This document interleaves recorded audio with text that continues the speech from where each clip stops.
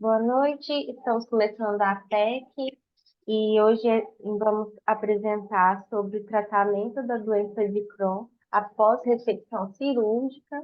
A apresentação vai estar a cargo do Hospital Felício Roxo. Vamos começar com a apresentação de um quadro clínico, que vai ser apresentado pelo Dr. Arthur Duarte e Duarte, R2 Coloproctologia do Hospital Felício Roxo. Beleza, Ana, pode começar, né? Pode sim. Boa noite, gente. Estão me apresentando, sou Arthur, sou R2 de Coloproctologia, igual a Ana apresentou. Hoje eu vou apresentar um caso clínico do Dr. Fábio Lopes, lá do Hospital Felício Roxo, que a gente acompanhou aí desde o ano passado. Trata-se, então, de um paciente do sexo masculino, 20 anos, um paciente que deu entrada no Hospital Felício Roxo pelo pronto-socorro no dia 14 de agosto do ano passado, e um paciente previamente rígido, mas foi encaminhado para o gastroenterologista assistente, com um relato aí de uma diarreia crônica, que já tinha quase ano aí de evolução. Associado a isso, ele veio por conta de dor abdominal, distensão, diarreia sem muco ou sangue e uma perda ponderal de 4 quilos nos últimos 10 dias. Ele que chegou bem emagrecido, 54 quilos, com IMC de 16,7, ele tinha 1,80 m. Esse paciente veio com uma TC externa, já solicitado pelo gastro, mostrando um espessamento parietal irregular envolvendo o ilho distal junto à válvula iliocecal, determinando uma estenose do segmento ileal com moderada dilatação a montante. E a gente acabou internando esse paciente e estendendo toda a propedêutica. Chegamos a repetir esse TC de abdômen aí no hospital, que mostrou esse mesmo espessamento com estegnose segmentar próxima à válvula, com extensão de aproximadamente 25 centímetros no ilho terminal, junto a uma densificação de gordura mesentérica e engurgitamento de valsa reta do ilho terminal. A gente vê aí na tomografia abaixo, tá até meio que sinalizada a parte que estava estenosada aí no ilho terminal e a montante aí uma dilatação importante. Na extensão propedêutica também tinha uma calprotectina de 4.780, uma albumina de 2,6 e um PCR da admissão de 243. Bom, esse paciente, então, já pensando-se em doença inflamatória intestinal, doença de Crohn, foi instituído um tratamento multidisciplinar aí com a gastro, com a nutro, até mesmo a psicologia, porque era um paciente muito novo, que tinha aí até uma viagem marcada, ele ia mudar de país, enfim. Iniciou hidrocortisona endovenosa, ceftriaxona e metronidazol de antibióticos, suplementação oral acompanhada pela nutrologia e o suporte psicológico, tendo aí uma melhora bem satisfatória do quadro, uma alta hospitalar no dia 22, cerca de uma semana depois, com boa aceitação de dieta oral, sem dor abdominal, com abdômen plano, evacuações presentes e já com prednisona oral, 40 miligramas ao dia e um PCR de 7, com a proposta de fazer uma colonoscopia em regime ambulatorial. Esse paciente, então, a gente levou até para discussão clínica se não valeria a pena aí fazer um tratamento cirúrgico por conta dessa doença estenosante no ilho terminal ou iniciar biológico e dar uma chance aí sem propor um tratamento cirúrgico imediato. E, a princípio, foi até essa segunda conduta que a gente queria, né? Uma conduta mais conservadora. Acontece que esse paciente, 5 dias depois da alta hospitalar, ele teve um novo quadro de obstrução intestinal, inclusive até mais grave, chegou muito distendido, mesmo em vigência do corticoide oral, com PCR de 188. E na tomografia mostrava o mesmo aspecto, espessamento parietal do ilho terminal, com dilatação muito importante a montante, além de linfonodomegalias mesentéricas. Eu recortei aqui a tomografia só para a gente ver o padrão da obstrução dele. É um paciente muito emagrecido. A gente vê aí que tinha uma distensão de todo o intestino delgado, muito importante, até o estômago. E lá no final, lá na pelve, a gente vê aquele mesmo segmento do ilho, essa parte aí já sinalizada, estenosada e bem espessada as paredes.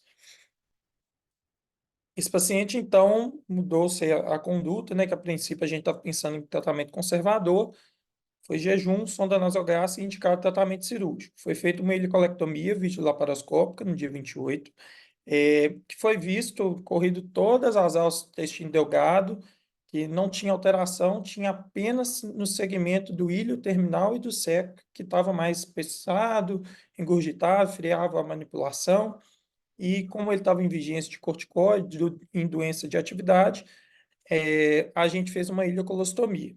A cirúrgica foi sem intercorrências, e a peça cirúrgica foi essa daí, cerca de 30 centímetros aí do ilho terminal. A gente vê aí que a parede realmente estava espessada, doente, estava bem durada a palpação, e com a abertura da peça a gente vê que a arquitetura da mucosa estava toda distorcida, realmente um padrão aí com a mucosa bem doente mesmo. Bom, e a partir daí, esse paciente teve uma excelente evolução. Ele falou que nunca conseguiu comer tão bem desde esse pós-operatório aí. Ele não se sentia empachado, que tinha melhorado, mesmo com a ileocolostomia, ele não estava se importando muito de tão bem que ele estava se sentindo. Então, no dia 1º de setembro, ele teve alta com 51 quilos, perdeu ainda mais peso, e em vigência de corticoide oral. O anato patológico mostrava mesmo uma colite crônica com fistolização e alterações arquiteturais epiteliais, sem neoplasia, e os achados podendo corresponder mesmo à doença inflamatória intestinal. E aí, posteriormente, esse paciente fez todo o screening para dar uma terapia biológica, pensando em doença grave, doença estenosante, para HIV, hepatite, VDRL para sífilis, citomegalovírus, tuberculose, todos negativos. Era um homem jovem que tinha o IgG para Epstein-Barr vírus reagente, que era importante para o início da azitioprina, e a tiopurina metiltransferase também é elevada. Então, assim, que autorizava aí a, a, a introdução da azotioprina com segurança, sem as piores consequências do uso dela, né, como o linfoma de células T. Bom, na colonoscopia pós-operatória, né, desse paciente, ele estava com um bom preparo intestinal, da margem anal até a ostomia, e só tinha um discreto edema de mucosa com preservação do padrão vascular submucoso. E no ilho terminal não tinha alteração de mucosa. As biópsias também mostraram que tinham discretas alterações específicas dos cólons, e no ilho e no reto não tinha alterações. Aqui estão as imagens da colonoscopia realizada, que é uma colonoscopia praticamente normal, tinha bem discreta mesmo, as alterações foram encontradas no colo. E o início da terapia biológica foi optado aí pelo vedolizumab, pensando se poderia ser o infliximab, mas baseado nesse estudo aí, o Reprévio, que foi até publicado na ECO do ano passado, e também numa aula que teve até no congresso com o Miguel Regueiro, ele mostra aí que não teve diferença na eficácia do vedolizumab em comparação com os resultados com infliximab, sendo que o vedolizumab é um biológico com um perfil de segurança excelente, monoterapia, e que não tinha os efeitos colaterais tanto de um anti-TNF, tanto quanto o uso da azatioprina. Então, foi essa opção, e depois de iniciado o vedolizumab, ele já estava muito bem, mas ele continuou super bem, o paciente, que chegou a uma calprotectina de 29, a albumina dele foi para 4,5, e em dezembro a gente fez o fechamento da ileocolostomia dele sem intercorrências. E, e posteriormente, em janeiro, no final de janeiro, no pós-operatório, ele estava super bem, não teve mais reinternações, estava aí com hábito evacuatório de 1, 2 vezes ao dia, teve um ganho de peso muito importante, para 62 quilos, nesse pouco tempo já de tratamento instituído, com IMC 19, e ele manteve aí um acompanhamento com a gente da coloproctologia, gastroenterologia e nutrologia. e segue muito bem esse paciente. É isso. Parabéns, Arthur, pela apresentação do quadro. Foi é, muito boa a sua apresentação, muito clara. Agora eu vou passar a palavra, então, para o doutor Daniel Estrada, Sim. já representando o Hospital Felício Roxo. Boa noite, doutor Daniel. Oi, boa noite, tudo bom? Tudo bem? É, Deixa eu Aí, só Arthur, você terminar. pode parar de compartilhar sua tela, por favor? Tá, tô caçando aqui a.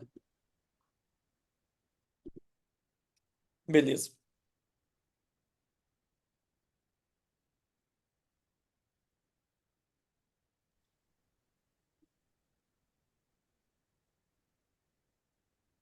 Deu certinho, Daniel? A gente está vendo sua apresentação. Deu certo? Beleza. Está me escutando? Estamos sim. Então, o doutor Daniel Estrada vai começar a apresentação sobre o tratamento da doença de Crohn após a resecção cirúrgica. Tá bom. Posso começar? Sim. Então, eu vou começar. Então, eu sou Daniel, Daniel London Estrada. Eu sou da equipe do Hospital Felício Roxo, da equipe da proctologia. E o assunto que eu vou apresentar hoje é o tratamento da doença de Crohn após ressecção cirúrgica. Então, começando um pouco com a introdução, a doença de Crohn é uma doença inflamatória crônica com grande morbidade e grande custo no sistema de saúde.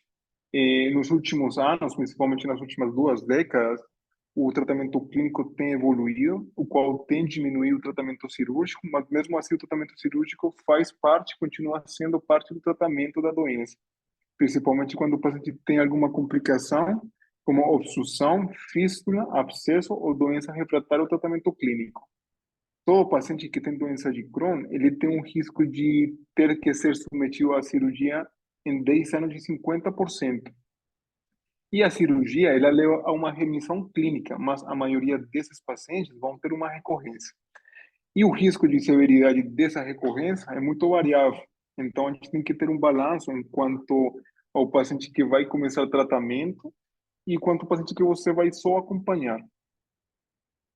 Então, enquanto à fisiopatologia da recorrência depois da cirurgia, o fluxo do conteúdo entérico do intestino que fica em contato com o ilho terminal ou com a anastomose pode ser o causante da recidiva.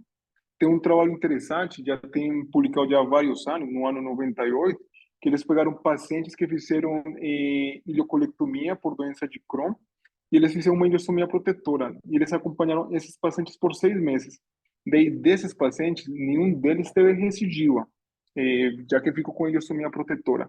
Mas eles pegaram uma biópsia da alça distal da ileostomia e eles acharam inflamação na histopatologia 7 dias depois da cirurgia. Então, isso sugere que sais biliares, enzimas digestivas, bactérias, elas podem desencadear a recorrência após cirurgia. E isso sugere que alguns pacientes, eles podem se beneficiar de começar um tratamento preventivo, mesmo o paciente melhorando clinicamente depois da cirurgia.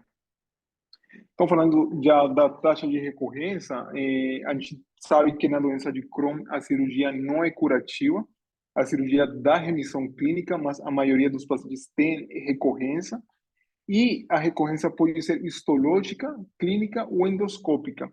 A recorrência histológica é a recorrência mais precoce, como eu falei no último trabalho, geralmente na primeira semana.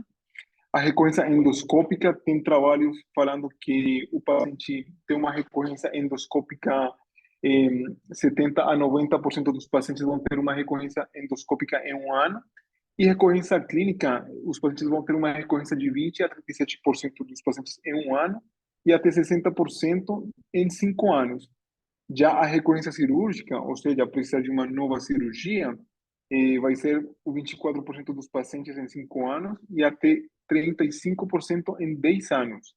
E geralmente a recorrência cirúrgica, ela acontece no mesmo lugar e do mesmo jeito. Ou seja, a mesma complicação, sendo obstrução, se o paciente já tem obstrução, fístula, abscesso, perfuração ou falha do tratamento clínico. Enquanto a recorrência tardia, que seria aquele paciente que fez a cirurgia, fez uma endoscopia normal no primeiro ano, e depois teve uma recorrência depois do primeiro ano, tem um estudo interessante publicado em 2021, que eles avaliaram 87 pacientes, pacientes que na primeira endoscopia, eles tiveram na classificação de Rutgers menor de I2, ou seja, I0 e I1. E desses pacientes, 41% deles têm uma recorrência tardia, tem uma recorrência depois do primeiro ano. E a mediana da recorrência foi 14 meses. Então, esse trabalho sugere que o paciente, mesmo com endoscopia normal, e mesmo com tratamento, ele tem que continuar acompanhando depois do primeiro ano, porque pode ter uma recorrência tardia. Então, falando da recorrência, a gente tem que ver quais são os fatores de risco para ter recorrência, porque isso aí vai definir se o paciente começa ou não o medicamento depois da cirurgia. Então, tem fatores de risco próprio do paciente, que seria o tabagismo, que é o principal. Tem uma meta-análise que pegou vários artigos que acompanharam pacientes por 10 anos, e eles observaram que o tabagismo ele é um fator de risco para recorrência clínica, com odds ratio de 2,2, ou seja, o paciente que fuma cigarro, ele tem um risco de recorrência 2,2 vezes maior do paciente que não fuma cigarro. Tem uma recorrência endoscópica também maior, de 2,6. E, já falando geneticamente, o paciente que tem uma mutação do gene NOD2 e o CARD15, ele também tem um risco maior de ter uma recorrência cirúrgica. Tem um estudo que mostrou um odds ratio de 3,63, que é bastante. Ou seja, o paciente que tem uma mutação desses genes, ele tem um risco de ter uma recidiva 3,73 maior que o paciente que não tem a mutação nesses genes. Já falando dos fatores relacionados com a doença, a duração da doença também tem um fator, também é um fator de risco. Menor tempo da doença aumenta o risco de recorrência. Os pacientes que têm doença menor de 5 anos, eles têm um risco maior de recorrência comparado com aqueles pacientes que têm uma doença por mais de 10 anos antes da cirurgia. E enquanto à extensão da doença também, presença de lesão proximal e lesão difusa em cólon, ele aumenta o risco de recorrência. E paciente que já fez cirurgia, ele tem um risco maior de ter uma nova cirurgia. E, enquanto ao tipo de doença, se é penetrante, fissulizante ou estenosante, o paciente com uma doença de Crohn com perfuração penetrante, ele tem um risco aumentado de recorrência. O paciente com antecedente de fístula, ele tem um pior prognóstico, e o paciente com estenose, ele tem um risco menor de recorrência comparado com fissulizante e com penetrante. Enquanto o tipo do que foi feito na cirurgia, os trabalhos mostram que a anastomose lateral está associada com menor risco de recidiva, e ter feito uma anastomose ilioretal comparado com ileostomia terminal tem um risco maior de recorrência nos pacientes submetidos a proctocolectomia e colectomia subtotal. Então, enquanto o monitoramento no pós-operatório desses pacientes, a gente tem que ficar de olho na recidiva histológica, endoscópica, clínica e cirúrgica. Então, o que a gente tem que acompanhar.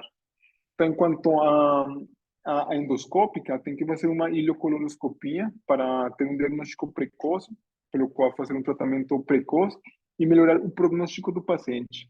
O que recomendam os trabalhos é fazer uma ileocolonoscopia 6 a 12 meses depois do tratamento cirúrgico. E o benefício da endoscopia precoce já foi mostrado em um estudo randomizado, publicado em 2015, e eles compararam aqueles pacientes que começaram o tratamento, fizeram uma ileocolonoscopia em 6 meses, e outros que já fizeram a ileocolonoscopia em 18 meses.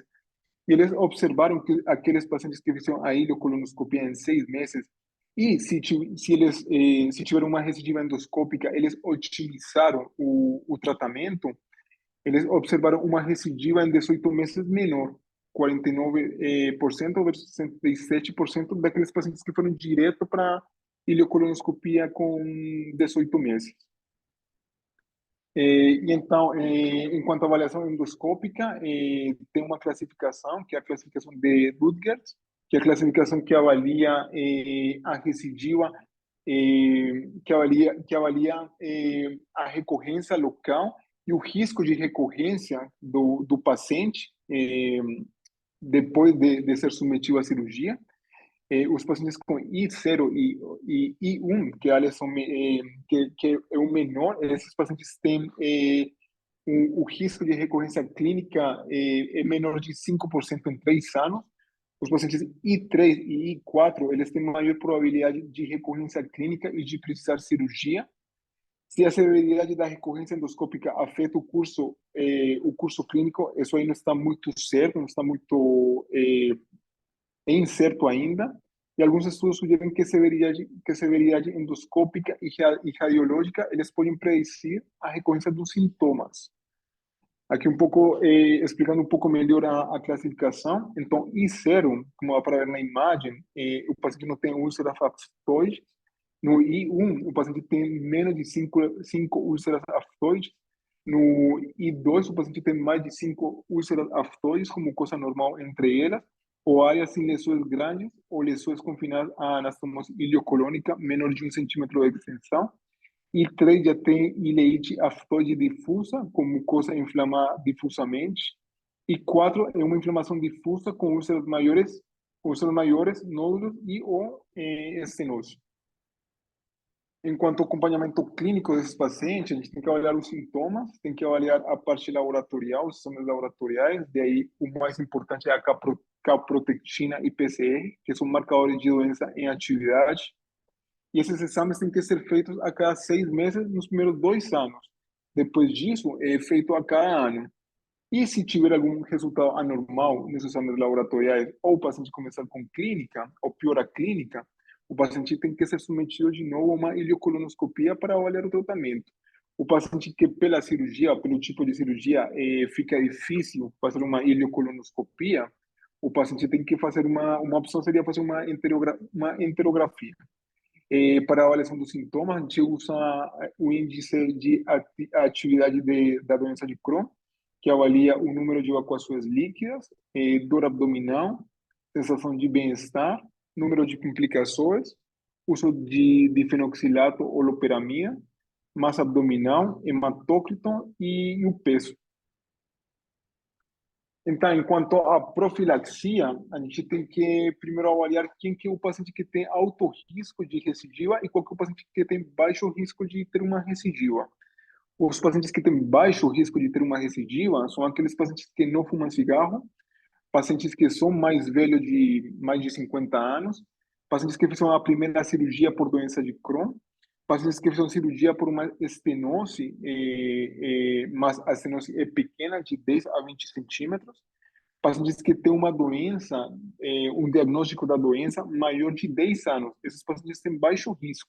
Então, nesses pacientes, a gente pode optar por não fazer profilaxia ou fazer metronidação, pelo que eu expliquei, às vezes tem bactérias que elas podem, que em teoria elas podem começar ou podem predispor para a recorrência. Então, pode começar a metronidação por 3 meses, realizar uma ileocolonoscopia em 6 a 12 meses, e se tiver alguma recorrência, daí começa o tratamento. Se não tiver lesão, não tiver sinal de recidiva endoscópica nem sintomática, o paciente continua com ileocolonoscopia em 1 a 3 anos.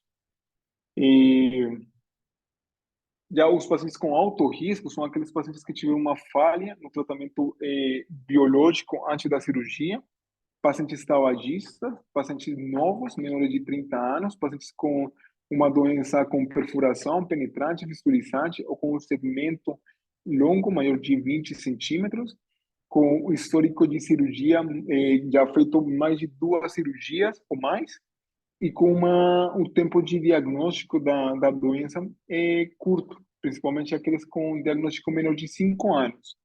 E cada risco desses, ele tem um impacto diferente. Então, por exemplo, o tabagismo, ele tem um risco muito alto, tem um impacto muito alto. Já o tempo de diagnóstico da doença, ele tem um impacto grande só se estiver relacionado com outro risco. E a gente, com isso, a gente tem que avaliar os riscos e os benefícios de começar ou não o tratamento profilático. Isso é uma coisa que a gente também tem que compartilhar com o paciente, porque não fazer o tratamento tem risco, e fazer tratamento também tem riscos próprios dos medicamentos. Então, o paciente que é alto risco, o paciente que foi doença de Crohn, submetido à cirurgia, e o paciente com alto risco de recidiva, então o paciente tem primeiramente continuar fazendo ileocolonoscopia em 6 a 12 meses.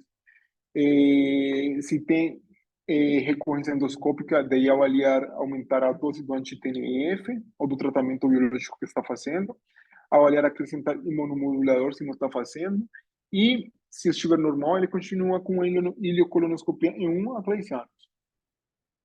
Então, já falando um pouco do tratamento, os trabalhos, o que tem mais trabalhos, eles sugerem que atualmente existem mais trabalhos enquanto biológicos dos anti-TNF. Então, o que sugere atualmente é que os anti-TNFs, como com ou sem imunomodulador, eles são a primeira opção. Pacientes que não responderam a anti-TNF antes da cirurgia, o que se recomenda, o que a literatura recomenda é trocar o biológico, otimizar e avaliar, acrescentar o imunomodulador se não está fazendo, né? E se a cirurgia foi realizada por fibrose, mas não tem sinal de inflamação, ele pode voltar com o mesmo tratamento, com o mesmo biológico diante da cirurgia. E no uso de biológico, o paciente que não pode usar biológico por alguma complicação infecciosa, paciente com alto risco de recidiva, ele pode começar com metronidazol por 3 meses e depois avaliar o início do biológico. Falando então, primeiramente, dos anti-TNFs, eles diminuem, os trabalhos mostram que eles diminuem a taxa de recidiva clínica e endoscópica, comparado com tiopurinas, também mostraram melhores resultados. Aqui no gráfico, os trabalhos que estão com azul são infliximab, comparado com placebo, com azathioprina e com mesalazina. Eles mostram uma taxa de recidiva menor. E em amarelo tem os trabalhos com adalimumab, que eles também mostram taxa de recorrência menor comparado com mesalazina, azathioprina e com placebo. E os resultados são muito similares de infliximab comparado com adalimumab. Tem esse estudo importante, foi um estudo publicado em 2015, um estudo publicado pelo grupo Prevent, eh, pelo qual o Dr. Miguel Rigueiro faz parte do trabalho, e eles é um estudo multicêntrico, randomizado, e eles avaliaram recorrência, eles compararam usar infliximab depois da cirurgia com placebo. Eles avaliaram a taxa de recorrência em 76 semanas e 104 semanas. Como objetivo principal foi avaliar a remissão clínica e como objetivo secundário foi avaliar a remissão endoscópica. Na remissão clínica, dá para ver que não teve uma diferença significativa, como podemos ver no gráfico da esquerda. Já no objetivo secundário, que era a remissão endoscópica, teve uma diferença significativa a favor do uso de infliximab. No total, foi uma recidiva endoscópica no quase 31% dos pacientes que usavam infliximab, comparado com 60,6% dos pacientes que usaram placebo. Também tem um estudo randomizado do adalimumab, um estudo de 51 pacientes, um estudo menor, comparado com a azathioprina e mesalazina. E eles mostraram que o adalimumab ele tem uma recorrência endoscópica menor, foi de 6%, comparado com a azathioprina, que foi 65%, e mesalazina, 83%. A recorrência clínica também foi menor usando o adalimumab.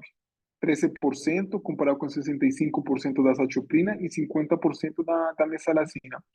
Os estudos, no geral, os estudos do infliximab e adalimumab, eles são muito parecidos. A taxa de recidiva é muito parecida, sendo estudos melhores os estudos do infliximab, com número maior de pacientes, com N maior.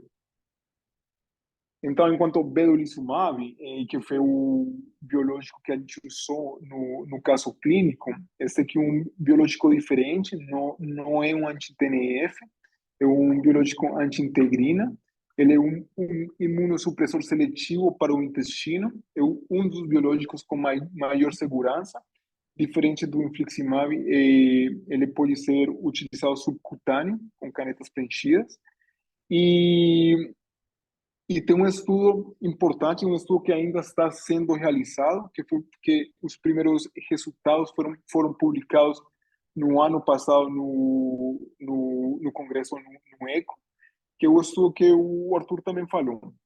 Nesse estudo, eles compararam usar vedolizumab com usar placebo.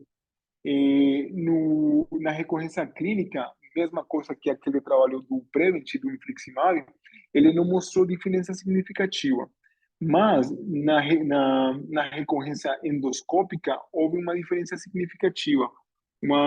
Houve uma recorrência de 23% nos pacientes que usaram vedolizumab, comparado com 62% dos pacientes que não usaram vedolizumab com placebo.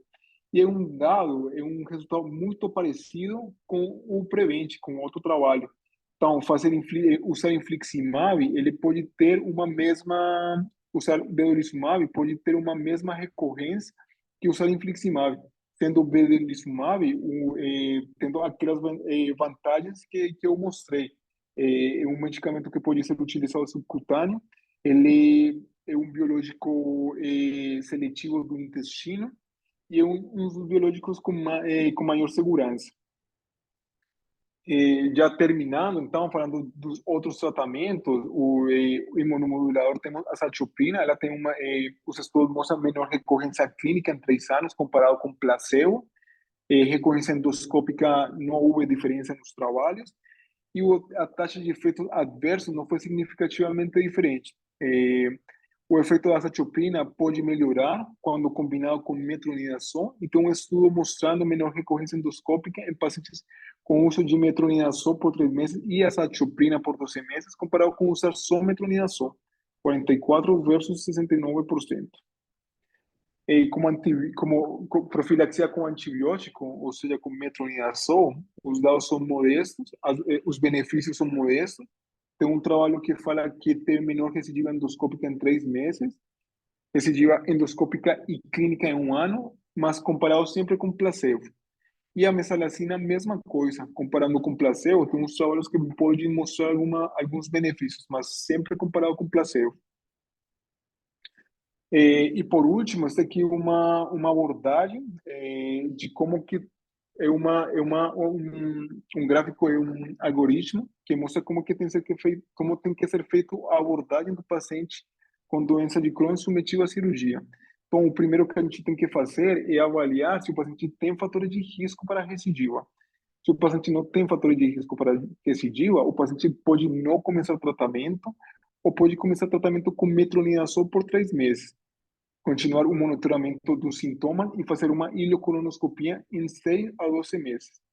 Se continua normal, se não tem sinal de recorrência, o paciente continua com uma ileocolonoscopia em 1 ano a 3 anos e continua com calprotectina de 6 a 12 meses. Se na primeira ileocolonoscopia o paciente tiver alguma alteração, a gente tem que avaliar e iniciar o tratamento. Pode iniciar um anti-TNF, a gente já mostrou também no trabalho, pode também ser vedolizumab, e o anti-TNF pode ser com ou sem imunomodulador, com ou sem azathioprina. O paciente tem que continuar a avaliação sintomática e fazer uma ileocolonoscopia de 6 a 12 meses. Já do outro lado, ou seja, o paciente que tem fatores de risco para recidiva, a gente tem que avaliar primeiro se o paciente não tem uma falha na resposta do tratamento com anti-TNF antes da cirurgia, e se o paciente na cirurgia tinha sinal de inflamação. Se ele tem algum desses fatores, a gente tem que avaliar trocar o biológico, às vezes trocar o anti-TNF ou trocar por outro biológico diferente do anti-TNF, pode ser o vedolizumab. Também pode ser otimizar o anti-TNF, se o paciente está usando anti-TNF antes da cirurgia, e acrescentar imunomodulador se o paciente não está usando antes. Se o paciente não tem algum desses fatores de risco, a gente pode iniciar um anti-TNF ou vedolizumab, continuar o monitoramento clínico e avaliar uma ileocolonoscopia em 6 a 12 meses.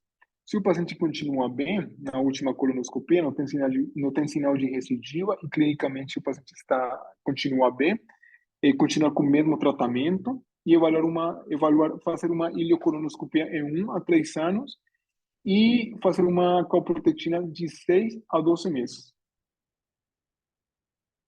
Acho que é isso. Obrigado.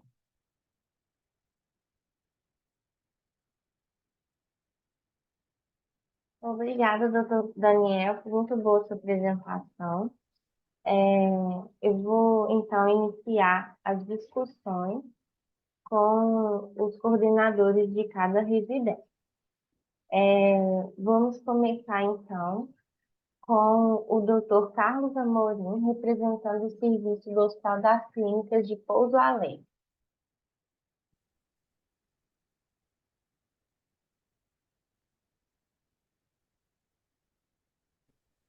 Boa noite a todos. Boa noite, Eu, doutor Carlos. eu gostaria, então, de parabenizar, né, o doutor Arthur e o doutor Daniel pelo caso clínico e pela complementação teórica, né? Eu achei que o Daniel ele soube fazer uma síntese muito prática, né, da avaliação, né, e da necessidade ou não do tratamento profilático clínico pós-cirurgia, né?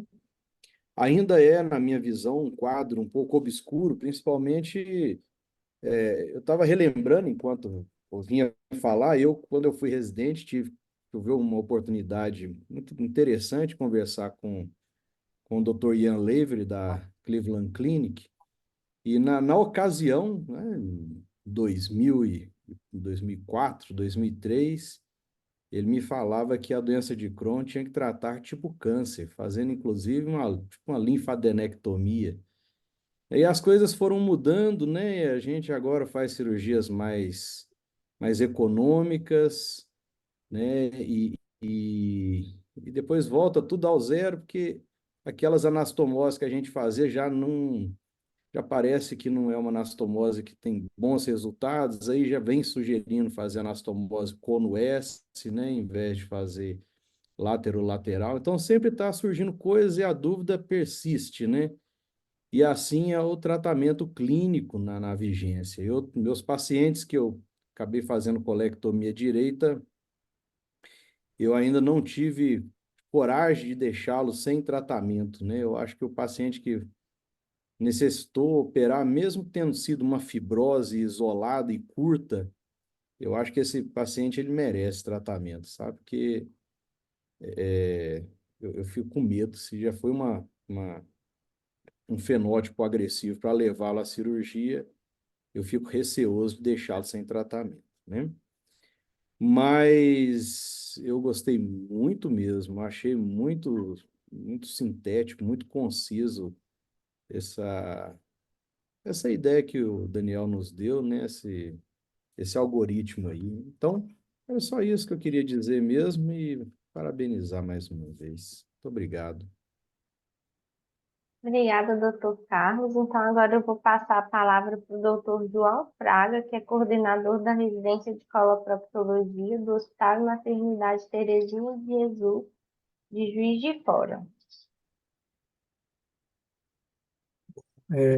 Boa noite, né? Primeiramente, parabenizar aí os colegas pela apresentação, tanto do caso clínico quanto da aula.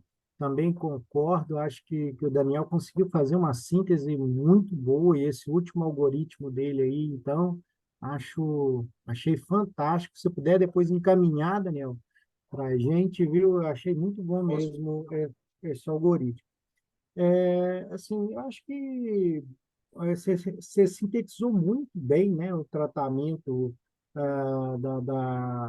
da doença inflamatória pós-cirurgia. Eu queria só fazer algumas observações mesmo pessoais minhas, né? Primeiro, assim, eu acho que em relação à colectomia direita, a ileocolectomia direita, né? É, assim, eu acho que sim, existe um espaço para não fazermos tratamento medicamentoso para aquele doente. Inclusive, como poder oferecer, né? Os trabalhos nos mostram isso, que a gente pode oferecer para o nosso paciente uma opção, né? Aquele paciente que ainda não faz uso do biológico, por exemplo, quando ele é diagnosticado, né? Com uma ileocolite de Crohn, a opção de fazer um tratamento exclusivamente cirúrgico, né? A gente tem subsídio para dizer isso. Eu sei que não é, às vezes, uma coisa muito confortável, até porque a gente faz, geralmente, muito um atendimento multidisciplinar junto com a gastroenterologia, e os gastros, eles são muito reticentes de que se use a cirurgia exclusivamente, né? Mas é uma opção na minha opinião, tem que ser dada ao paciente, né? No caso especificamente de uma ileocolectomia direita, né? De uma doença do lado direito do cólon. Agora, eu acho que é fundamental isso que você falou, da gente realmente dividir os pacientes em baixo risco e alto risco, né? Isso facilita muito o nosso manejo, a nossa visão, né? E eu concordo também com o colega, assim, os doentes que têm uma evolução, né, que os leva ao tratamento cirúrgico, a gente tem que ficar muito atento a eles, porque eles geralmente acabam sendo pacientes com uma evolução mais agressiva, uma evolução às vezes mais receptivante, então às vezes realmente optar por um início mais precoce, mais agressivo do tratamento no pós-operatório é realmente a melhor escolha. O mais é realmente parabenizá-lo aí, e foi realmente muito boa a aula. Parabéns aí para o pessoal aí do Felício Roxo. Obrigada, doutor João. Vou passar, então, agora a palavra para o doutor Emerson Wood, representando a residência de coloproctologia do Hospital das Clínicas da Universidade Federal do Triângulo Mineiro.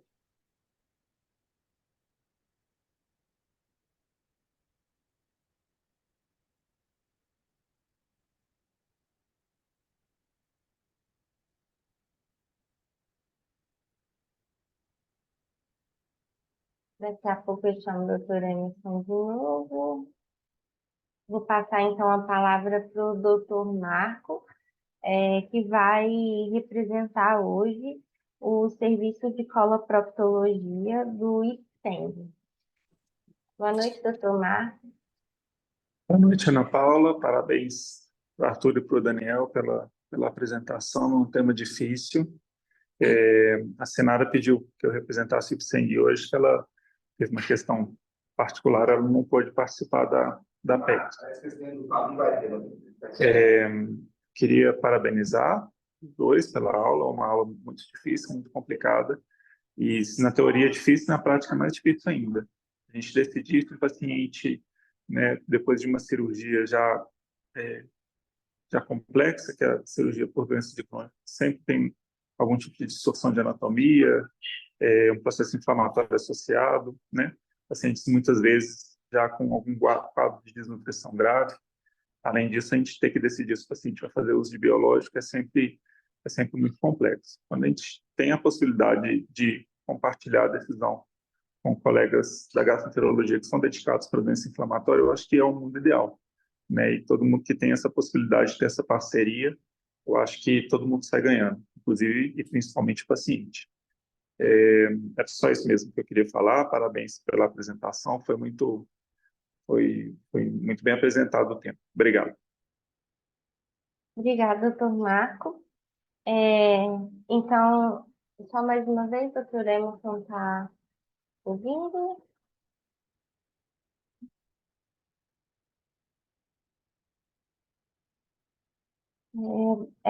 Doutor Renato parece que teve algum problema, ele ia ficar de representar. Ah, doutor Renato, estou te vendo aqui. Então, eu vou passar agora a palavra para o doutor Renato Campanati, que vai representar o Hospital das Clínicas da UFMG. Boa noite a todos. Desculpa, eu tô em deslocamento e acabou que eu peguei mais o finalzinho da sua aula, Daniel, mas o que eu vi foi brilhante. Parabéns pela apresentação. Claro que é um paciente muito complexo, né? E está cada vez mais difícil da gente se manter atualizado com as mudanças de terapia medicamentosa também, né? Então, acho que ó, é uma atualização excelente. Os parabéns. E peço desculpas de novo por ter entrado um pouco mais tarde. Um abraço. Obrigada, doutor Renato. Então, eu vou passar de novo a palavra para o doutor Daniel para finalizar, então, a PEC hoje. Não, por último, assim, é um assunto bem difícil, não, tipo assim, é complexo, não é fácil, mas assim, pelo que mostra a literatura, eu acho que o principal é, tipo, dividir os pacientes em dois grupos, aqueles com alto risco e aqueles com baixo risco de recidiva. E aí já começaram a abordagem e o segmento desse tipo de pacientes. Acho que é só isso. Então, muito obrigada. A aula vai ficar gravada no YouTube para todos que quiserem rever depois, tá? E realmente foi uma apresentação muito esclarecedora sobre a questão medicamentosa do pós-operatório e vai nos ajudar muito. Muito obrigada, boa noite. Obrigado.